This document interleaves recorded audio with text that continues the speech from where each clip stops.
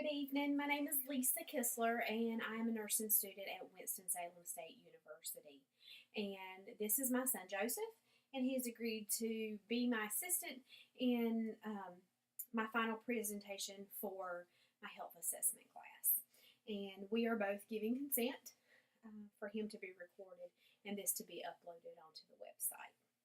You giving your consent? Okay, thank you. So before getting started, review his vital signs and past medical history.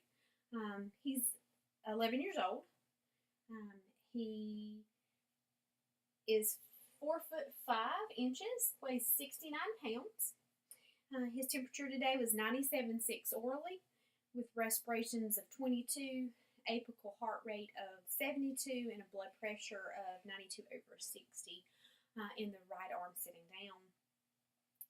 We reviewed his past medical history, which was significant for pneumonia at 18 months, whooping cough at age 3, left clavicle fracture at age 9 from falling off the top bunk at summer camp, church camp, and also having a suspicious mole removed from his right shoulder when he was 9. And so before coming in and getting started, we also wanted to make sure that the room was prepared, so I made sure that we had a comfortable place for him to sit, appropriate room and lighting for the exam, and made sure that the room was warm enough so that he would be comfortable as we will be exposing part of his skin and body for the exam.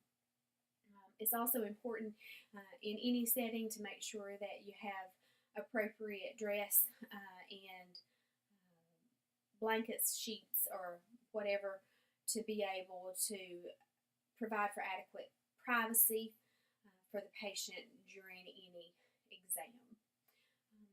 So I'm going to go ahead and get started. I like to take a head-to-toe approach with doing the skin exam.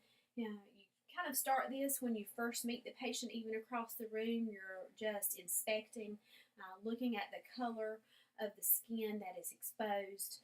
He looks to be normal color, pink. He's not pale. There is no cyanosis shown. He's also not flushed. No redness of the face or cheeks. His neck and face appear to be the same color. Following the inspection, we would also want to palpate the skin. You're going to touch with the back of your hand to determine temperature. Also would feel for any roughness, oiliness, also moisture of the skin. Is it diaphoretic? Does it feel or appear to be dry? Also looking to see if the skin is intact. Are there any cuts, any rashes, any dry, flaky skin? So there again, we're going to take that head-to-toe approach, and we're going to be inspecting every area for the same thing. So looking at the skin color, is it consistent? Do we have any cyanosis, any paleness? Is it red or flush?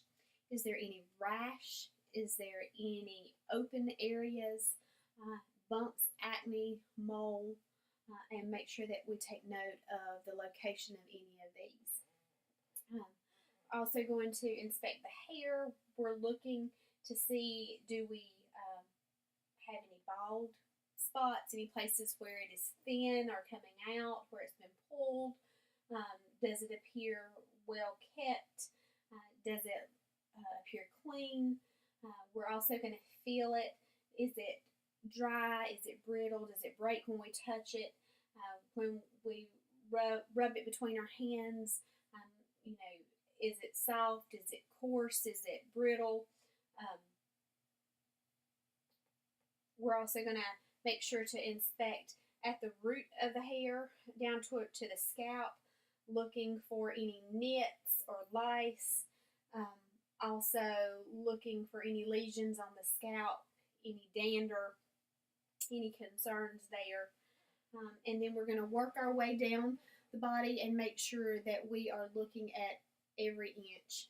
In his situation, for this exam, I'm going to expose minimal body parts, but if you're doing a complete assessment, you would want to have the patient in a gown also with sheets so that you could uncover one small section of the body at a time while trying to keep them covered as much as possible for privacy and dignity.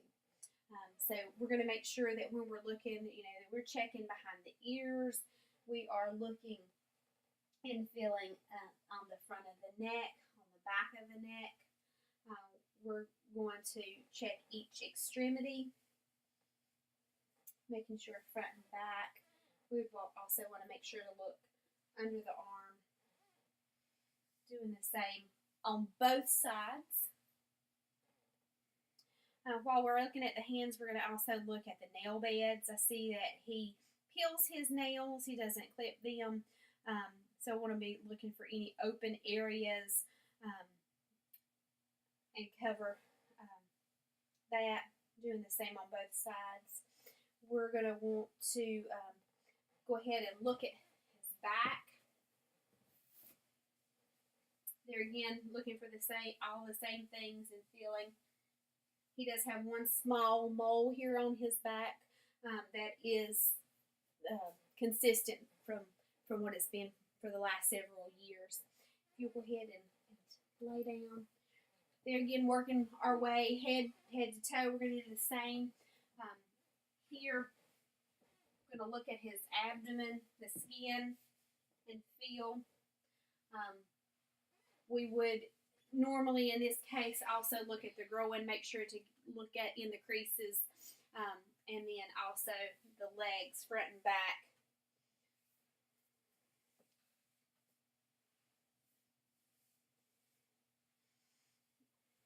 He does have a couple of small bruises on his lower legs, which is not unusual for a child his age.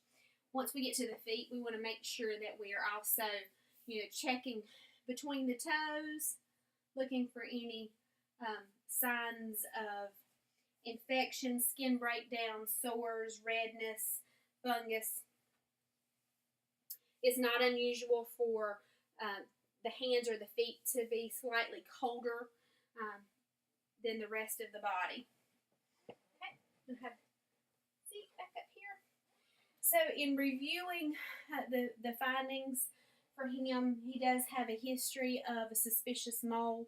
He does have several or a couple moles here on his back that we want to make sure that he is having his annual skin check, monitoring the moles for any sudden growth, change, size, coloration, any asymmetry, and have those tested if we have any suspicious changes.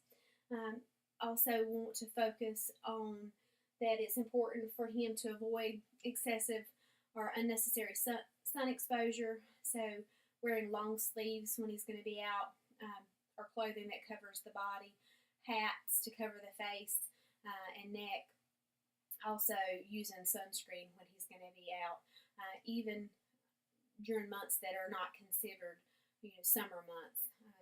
That sun exposure, even in the winter, can be detrimental to your skin health. With his age and starting to see a few signs of upcoming puberty, looking for acne. He doesn't really have any problems now, but does have a little bit of oiliness to his skin, so making sure to discuss the importance of good hygiene and proper skin care, especially with upcoming changes.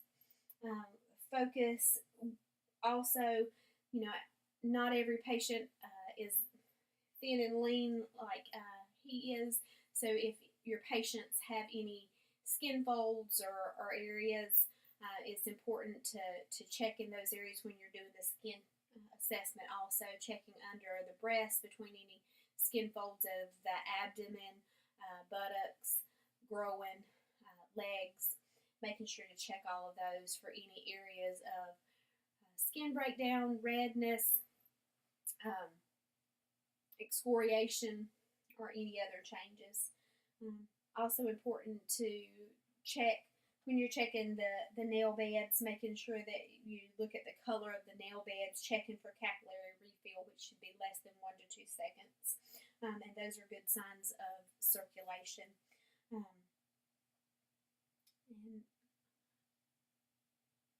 I believe that is all that we need to cover for the skin assessment and education for this patient. Thank you, Joseph, for helping participate, and thank you for taking the time to grade this.